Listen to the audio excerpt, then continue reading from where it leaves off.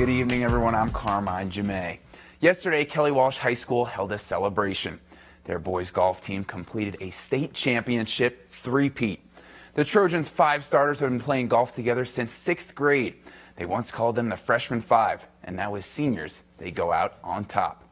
For the 2-day tournament in Gillette, those boys won by 27 strokes, and 3 of their stars finished in the top 10. 2-time All-State Russell Sprecher tied for 8th. First-time All-State Austin Newman came in 3rd.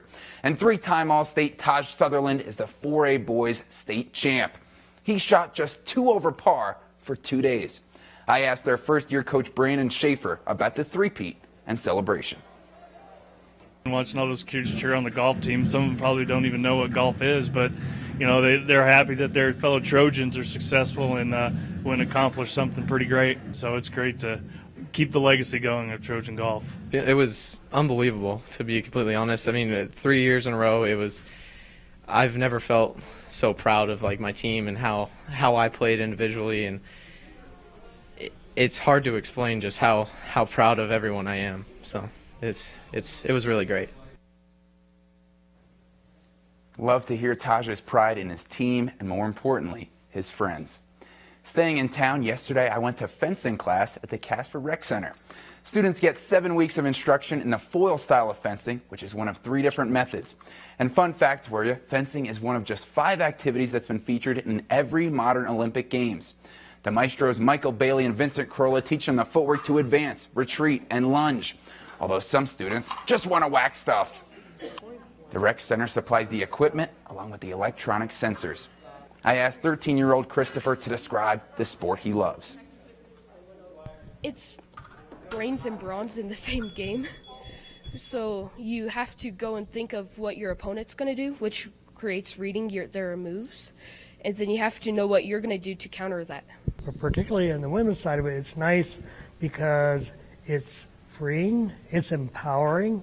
They know it's just them versus somebody else, so that their biggest team is their self, and at the same time their biggest competitor a lot of times is their self.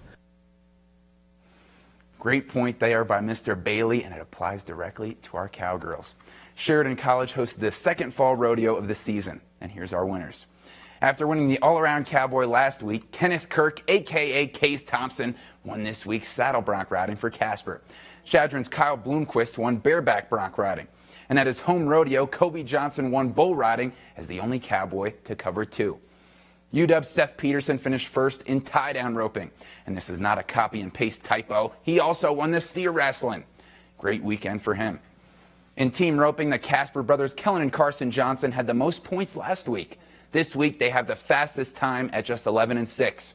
In our Cowgirl events, Casper's Jenna Hoffman won barrel racing, the Poke's Justine Hersig won breakaway roping, and for the 2nd straight week, Eastern's Carissa Rayhill finished first in the goat time.